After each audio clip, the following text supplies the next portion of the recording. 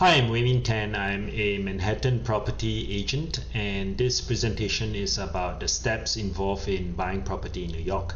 This is the opening slide. I'm looking at my computer as I'm speaking right now. These are just some examples of our clients' apartments, condo apartments. The one on the left here is from our client's terrace. It's a new development overlooking City Hall with amazing views. You look all the way up to Midtown here. The one in the middle, we booked it at pre-construction stage, waited for 2 years for the building to be built, and then after completion, we rented it out almost immediately. Notice the casement windows with dual exposures to the north here and to the east here. The one to the right here is our client's condo in a pre-war building. So notice that the ceilings are very high and there's a lot of sky in the view. The reason is that, well, this is in West Village. So West Village, most of the buildings are low-rise buildings, and as a result, you get a lot of sky, which is very appealing. Why New York? New York and London are the top global cities for asset diversification. So our clients who are investing here are looking for diversification to preserve capital. Prices in New York don't go up by 20 to 50% a year like in the emerging markets. And commensurately, the risk in the higher return markets are going to be higher as well, but the risk in New York is going to be much lower because it's a very safe market. So it's for preservation of capital. You know, the prices are going to increase with inflation, and from 1999 until 2020 the average has been about 7%, but it depends on which time period you are looking at, right? But the average from 1999 until 2020 has been about 7% per year. So anyway, the goal is asset diversification.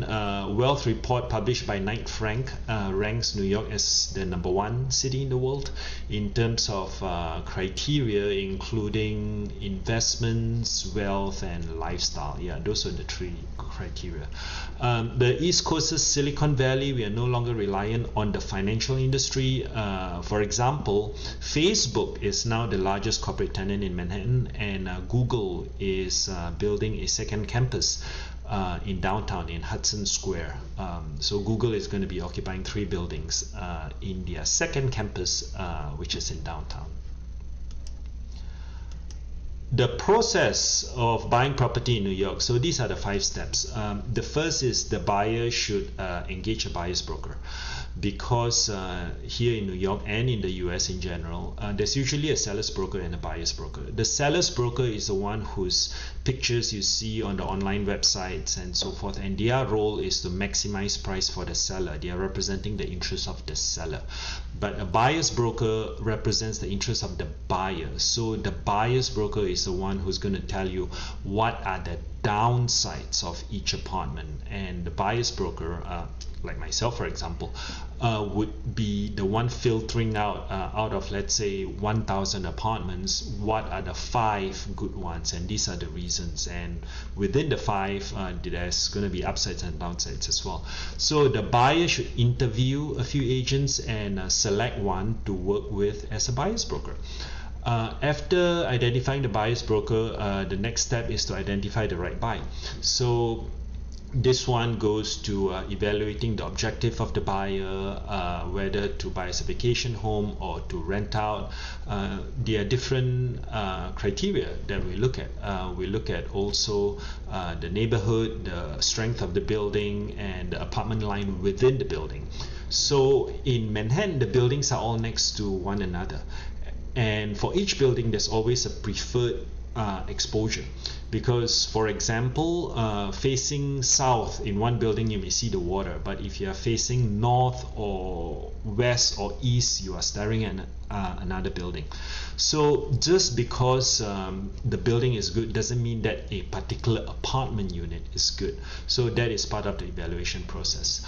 The third step then, after having identified what unit to bid on, we would negotiate the price and the terms with the seller side, and we bring in the attorney, and then we prepare the contract for signing. So it is the point when the sellers and buyers sign the contract that both are committed, before which the buyer and the seller can still back out of the deal. Okay, and once a contract is signed, we prepare for closing, and that entails two things. One is starting the formal bank process, where the buyer submits a formal mortgage application. Before that, the buyer will get a pre-approval, but this is the point when the formal application gets submitted, and then the bank does the appraisal and does the underwriting and so forth. So with a finance deal, the closing typically takes 60 days from the time the contract was signed. And concurrently, we work on the board package process as well. So this is administrative. We basically submit the administrative requirements and wait for the board to approve. In a condo, the board is always going to approve, because if the board rejects, then the board would have to buy from the seller at the same terms, which is not going to happen. But in a co-op, in a cooperative, a board can reject without needing to buy it from the seller. So that is one reason why condos are more expensive and they appreciate better than a co-op. So after we have board approval and the bank clears the loan for closing, we go to closing, and this is the point when the ownership is transferred from the seller to the buyer, and the buyer can go to the apartment right after closing and enjoy the new apartment.